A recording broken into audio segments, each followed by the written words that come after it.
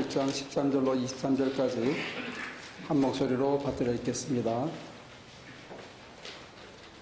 그러므로 여러분은 마음을 단단히 먹고 정신을 차려서 예수 그리스도께서 나타나실 때에 여러분이 받을 은혜를 끝까지 바라고 있으십시오. 순종하는 자녀로서 여러분은 전에 모르고 쫓았던 욕망을 따라 살지 말고 여러분을 불러주신 그 거룩하신 분을 따라 모든 행실을 거룩하게 하십시오. 성경에 기록하기를 내가 거룩하니 너희도 거룩하여라 하였습니다. 그리고 사람을 겉모양으로 판단하지 않으시고 각 사람의 행위대로 심판하시는 분을 여러분이 아버지라고 부르고 있으니 여러분은 나그네 삶을 사는 동안 두려운 마음으로 살아가십시오. 여러분은 조상으로부터 물려받은 여러분의 헛된 생활 방식에서 해방되었습니다. 여러분도 아시지만 그것은 은이나 금과 같은 썩어질 것으로 된 것이 아니라 흠이 없고 티가 없는 어린 양의 피와 같은 그리스도의 귀한 피로 되었습니다. 하나님께서는 이 그리스도를 세상이 창조되기 전에 미리 아셨고 이 마지막 때에 여러분을 위하여 나타내셨습니다. 여러분은 그리스도로 말미암아 하나님을 믿고 있습니다.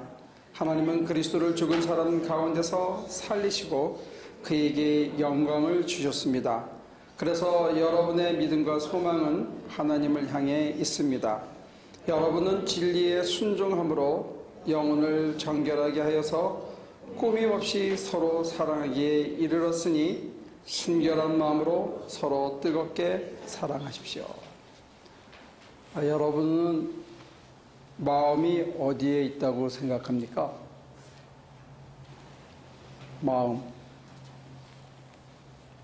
마음을 정결케 하라.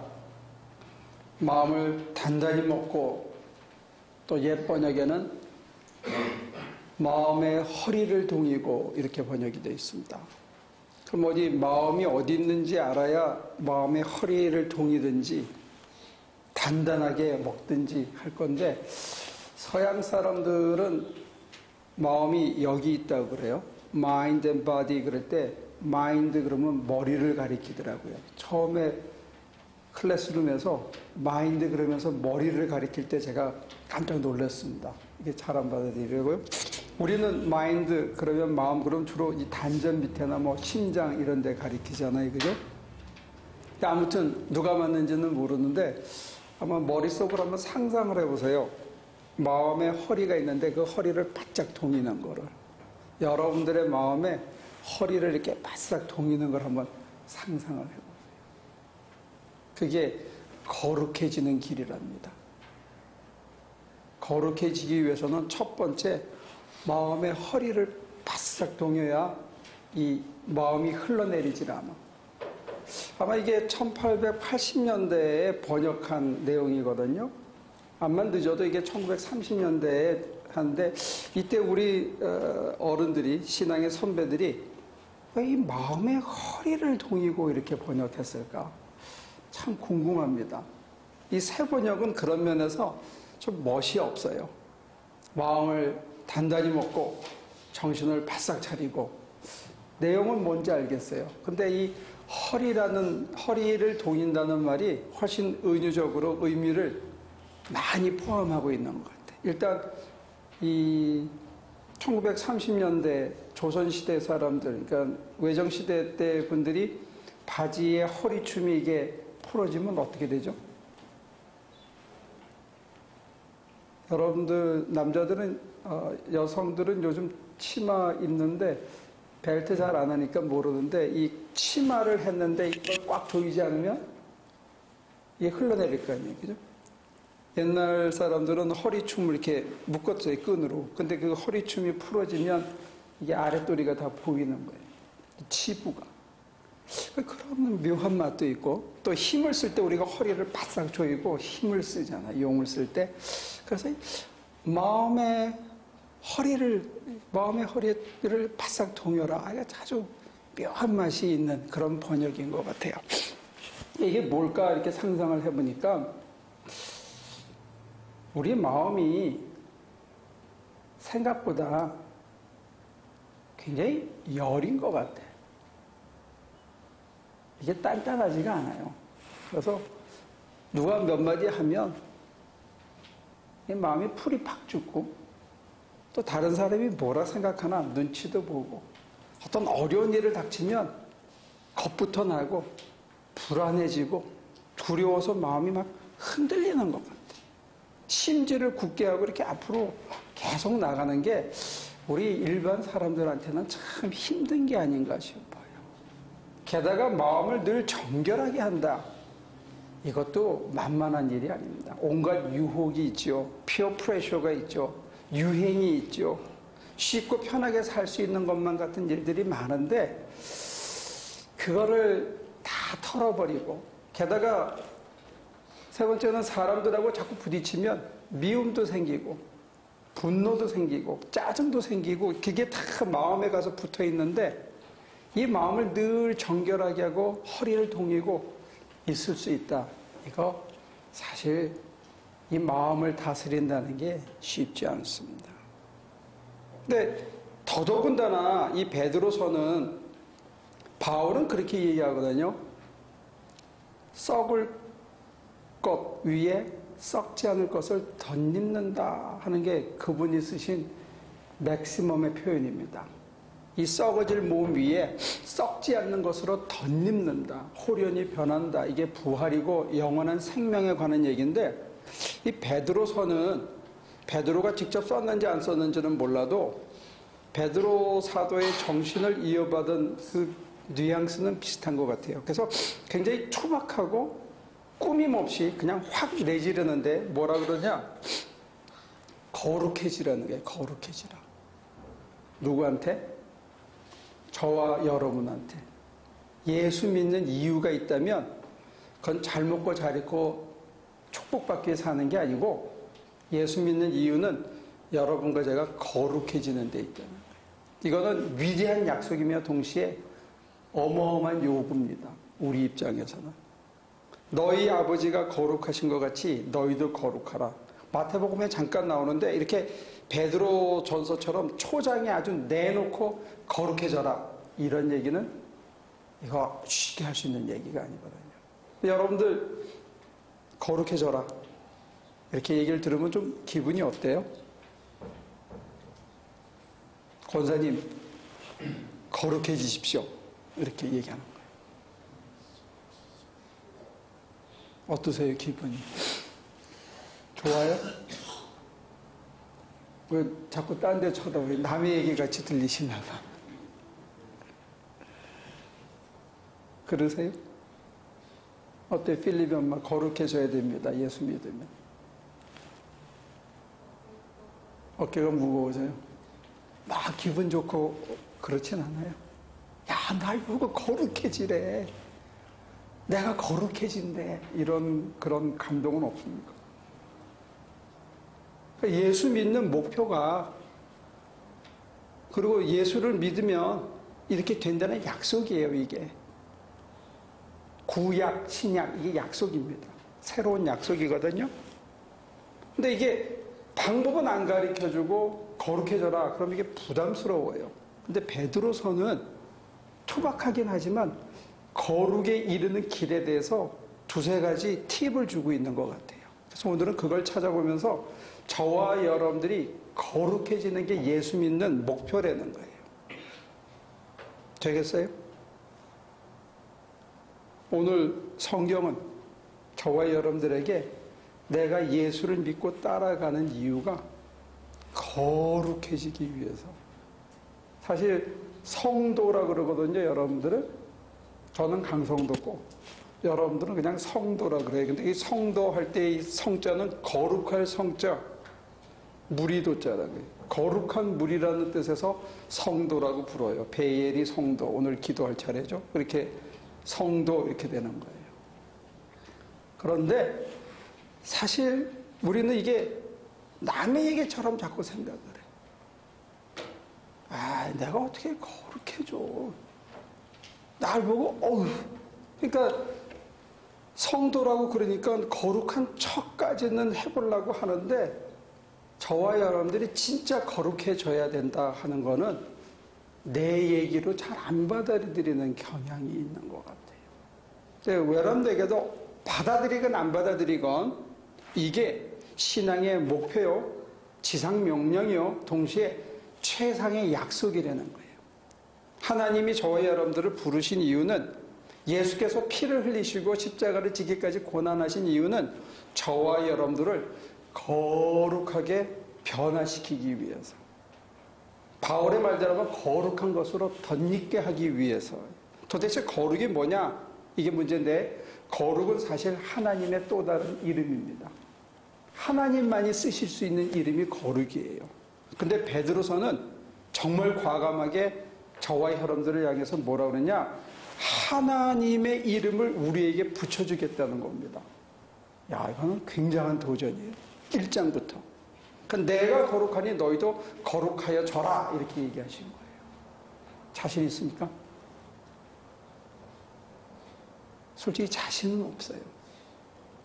그리고 우리는 얼핏 눈치채기에 거룩해지기 위해서 거쳐야 될 출산의 고통이 얼마나 큰지를 그냥 대충 감으로 알기 때문에 그거 괜찮을 것 같기도 하지만 너무 엄청나고 그거 그렇게 고생하면서 이루기보다는 그냥 여기서 대충 그냥 분장하고 사는 것도 괜찮겠다라고 미리 지레 스스로 타협하는 그런 성향도 있고, 그래서 이렇게 내질러서 얘기를 안 하는 것도 있는 것 같아요. 근데 목사가 그 말을 전하든 안 전하든, 여러분들이 받든 안 받든 그거는 부차적인 문제고, 성서를 통해서 우리 아버지 하나님께서 주님을 희생시켜가면서까지 우리에게 하는 거는 뭐냐? 저와 여러분들을 거룩하게 만드는데 그분의 꿈이 있다는 거예요. 그걸 위해서 지금도 애를 무지하게 쓰고 계시다는 거예요. 그걸 위해서 당신의 영을 우리 속에 보내서 우리를 격려하고 힘을 주고 있다는 거예요. 문제는 저와 여러분들이 된다 안 된다라고 금을 미리 긋거나 내가 거룩한 척 해보려고 꾸미거나 하는 짓만 안 하고 내 마음을 바싹 동이고 내 마음을 주님을 향해서 열어놓으면 어차피 우리 힘으로는 안 될지 몰라도 이게 하나님의 꿈이라는 거예요. 하나님의 목표라는 거예요. 하나님께서 우리를 향한 기대라는 거예요. 하나님께서는 우리가 당신처럼 되어지기를 기대한다는 거예요. 이게 약속입니다. 하나님의 꿈입니다. 하나님이 우리를 개개인을 향해서 거는 기대예요. 우리가 어떻게 되기를? 거룩해지는 거예요.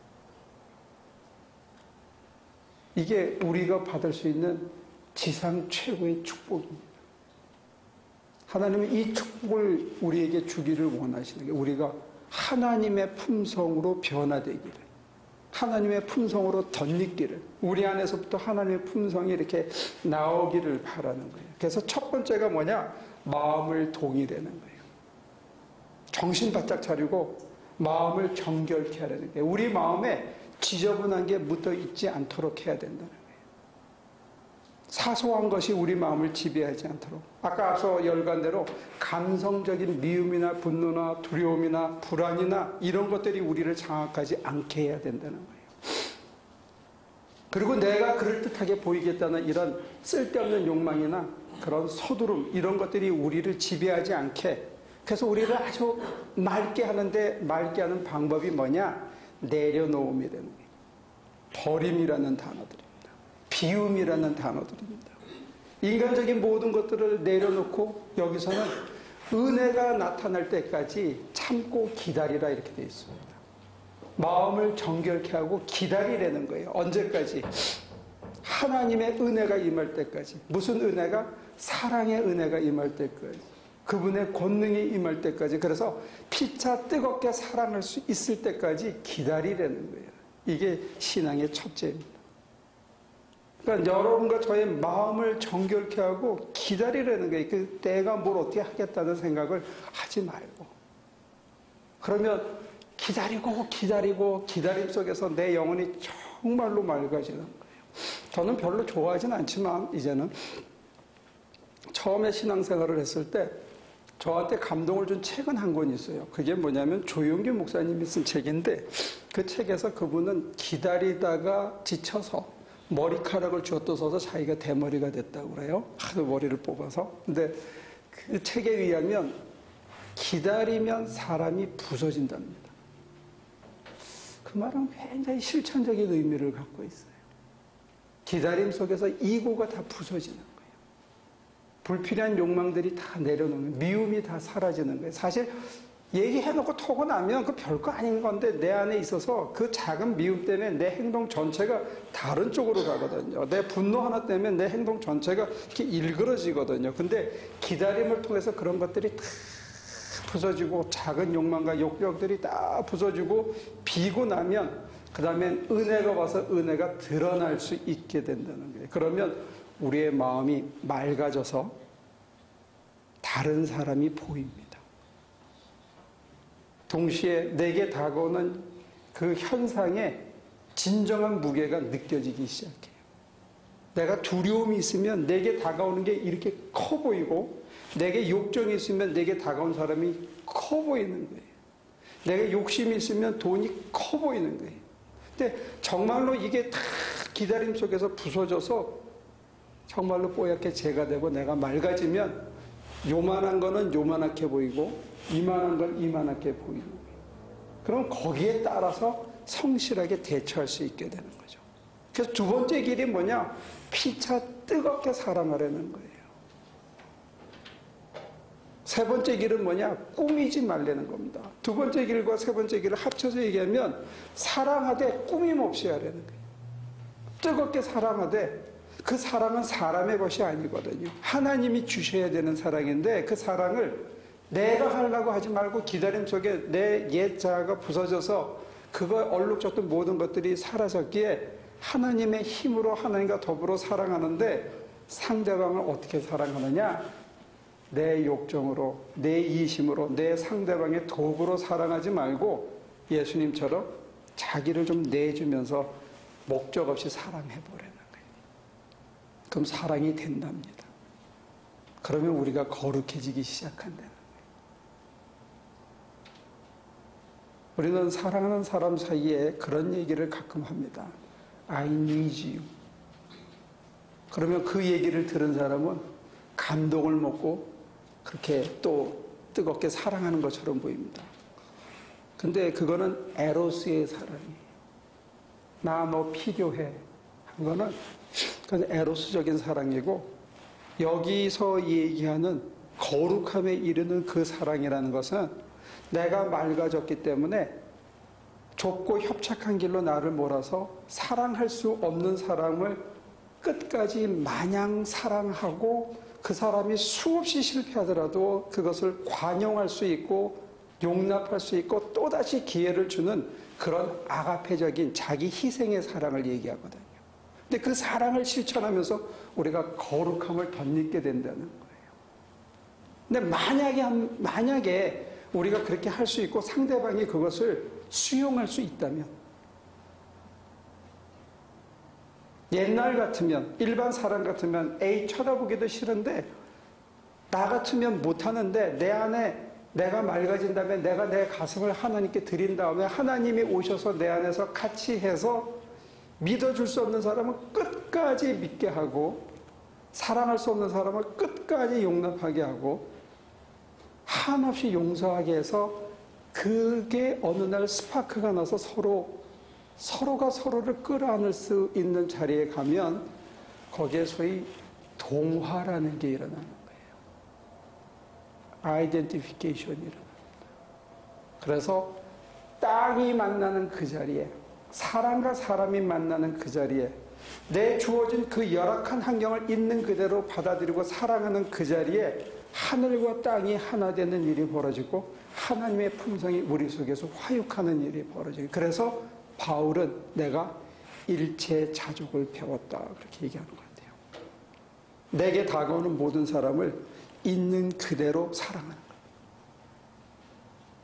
꾸밈 없이 더 붙이지도 않고 깎아내리지도 않고 있는 그대로 그 사람 모양 그대로 그리고 더 깊이 들어가서 그 사람의 포텐셜을 끌어내주는 사랑으로 그 사람을 끊임없이 사랑하고 격려하고 그 사람이 정말 진정한 생명을 누리고 살 수 있도록 도와주고, 내가 그걸 위해서 땀을 흘리고 희생하고 고생하는데 즐거이 하다 보면 어느 날 그게 통했을 때 그 자리에 하나님과 사람들이, 하나님과 환경과 사람이 한 덩어리가 돼서 거기에 하나님의 뜻이 이루어지는 자리가 생긴다는 거죠. 거기에 우리가 거룩이라는 것을 맛볼 수 있는 것 같아요.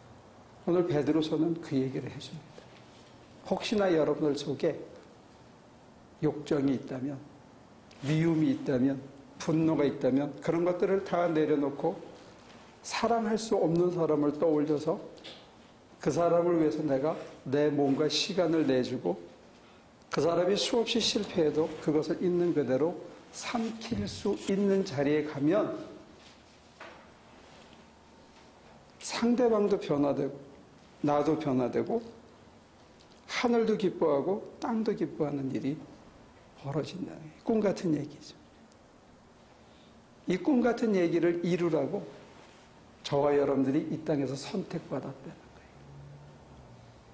근데 역으로 저와 여러분들이 실제로는 그렇지 않은데 정말 사랑하는 것처럼 꾸미고 실제로는 그게 하나님의 사랑이 아닌데 내 욕정으로 상대방을 어뷰즈하고 I need you, 나 너 필요해, 너 나의 필요를 채워줘 하는 사랑으로 하다가 보면 우리에게 주어진 시간은 많지 않거든요. 자기 희생과 땀 흘리고 수고하고 애쓰면서 하나님의 사랑이 내 안에서 드러나도록 연습할 수 있는 시간이 요만큼밖에 없는데 그 시간에 반토막을 꾸미고 화장하고 그럴듯한 것처럼 서로 속이고 지나가다 보면 정말로 사랑을 실천해서 내가 거룩해질 수 있는 연습할 수 있는 시간을 다 까먹고 만단 말이에요. 그러면 하나님의 약속이 우리 속에서 안 이루어지는 거예요. 그 누구 책임입니까? 은총이 넘치도록 주고 길을 일러주시고 내 안에서 그렇게 하도록 격려하셨는데 내가 그걸 누리지 못하고 살면 그 생명을 남을 사랑해서 그 사람이 죽은 자가 살아날 때 오는 그 희열을 맛보는 그 환희를 내가 누리지 못하고 산다면 이건 누구 책임이냐. 저는 상상해 봅니다. 예수님께서 십자가에 매달려서 죽은 자들에게 삶의 바른 길에 충격을 주고 하나님의 권능으로 부활하셔서 오셔서 평안을 외쳤을 때 제자들이 변해서 자기랑 똑같은 모습으로 살아가고 죽기를 두려워하지 않고 생명의 복음을 전하고 그 속에서 타오르는 성령의 인도함을 따라서 내게 근거 의무는 없으나 내게 있는 것 내게 주니 나자렛 예수 이름으로 일어나라 하고 외칠 수 있고 매를 맞으면서 그 사람들이 뭐라고 얘기냐. 아, 내가 이제 고난받기에 합당한 줄로 주님이 여기시는구나. 아, 감사해라고 찬양하는 그 제자들의 찬송 소리를 들으면서 우리 주님이 얼마나 희열을 느꼈을까. 내가 죽은 보람이 있다. 내가 쟤들 때문에 속을 엄청 끓였지만 그러나 쟤네들이 마침내 나와 통하여 내가 살았던 그 삶을 그대로 살고 있구나 했을 때 오는 그 희열은 십자가의 고통을 상쇄하고도 남을 만큼 하늘이 웃고 땅이 웃는 그런 그 희열을 그분이 맛보지 않았을까. 그리고 이제 그 희열을 저와 여러분들에게 나눠주시려고 우리에게 그런 초대를 한 것이 아닌가 그렇게 상상해 봅니다. 근데 그 희열은 그냥 땅에서 잘 먹고 잘 입고 좋은 차 타고 하는 그걸로는 비교할 수 있는 게 아니래. 그래서 사실 이 말씀을 전하면서도 저 역시도 거룩해져야 된다. 이러면 부담감이 좀 있어요. 여기 좀 힘들게 느껴지거든요. 근데 미리 앞서서 이거 부담스럽다. 내가 거룩해지려니까 거룩한 척하고 꾸미고 이런 짓 안 하고 정직하게 내 마음을 드리면서 주님, 제 마음이 자꾸 늘어지고 힘에 부치고 이거 꼭 해야 되나요? 하는 마음이 있는데 어떡하지요? 하고 주님 앞에 정직하게 얘기하고 주님이 오셔서 내게 저거 해보자 라고 거룩한 부담감을 줄 때 땀이 나고 몸이 고통스럽고 어떤 때는 내가 이거 헛시간을 보내는 게 아닌가 하는 이 유혹이 스칠 때 다시 주님 앞에 주님 힘든데 어떡하죠? 도와주세요 하고 정직하게 무릎 꿇고 보면 또다시 용납하고 또다시 관용하고 또다시 삼키면서 내 감정의 응어리가 마음에 붙어있는 걸 털면서 그분이 나를 이끌어 가시는 것을 영적 교제를 즐기면서 나가다 보면 기대하건대 사람을 살리는 희열이 저와 여러분들에게 가슴에 이렇게 쫙 펴져나가서 사람이 이것 때문에 사는지 모르겠다. 하나님께서 이 부족한 죄인을 어떻게 이렇게 써주실까? 내가 이걸 감당하기엔 정말로 나는 아닌데, 내가 아니었는데 어떻게 하나님께서 이 부족한 죄인을 이렇게 써주셨나? 해서 알게 모르게 저와 여러분들을 통해서 주변에 죽어가던 심령들이 마음이 늘어져서 삶이 한없이 늘어져서 사는 게 별로 시답지 않던 사람들이 저와 여러분들을 통해서 생명으로 나오고 자유를 맛보고 이게 참 사는 게 좋구나 이렇게 될 때 저는 그렇게 기대합니다. 제 속에 내가 이것 때문에 사는구나. 사는 게 참 좋다. 살아있어서 참 좋다.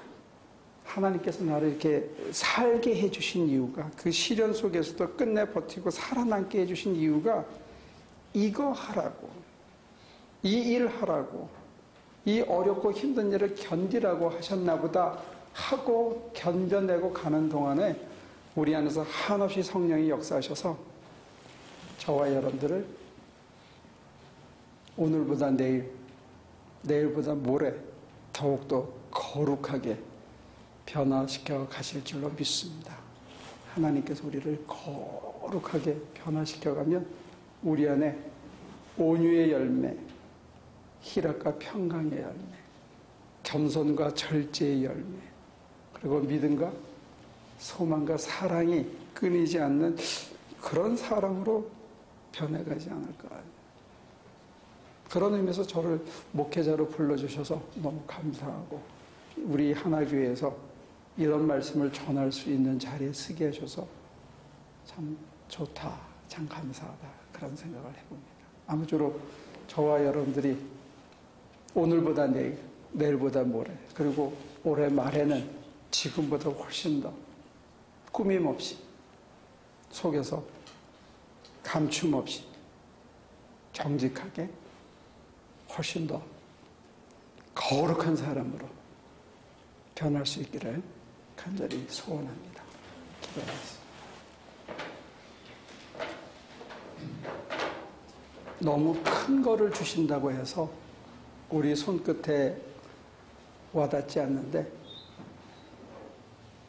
살아있게 하신 이유가 우리를 거룩하신 하나님의 품성으로 덧입어서 하나님의 품성이 이 썩어져야 마땅한 우리 인성 위에 가득 채워지고 사랑과 하늘이 하나 된 삶을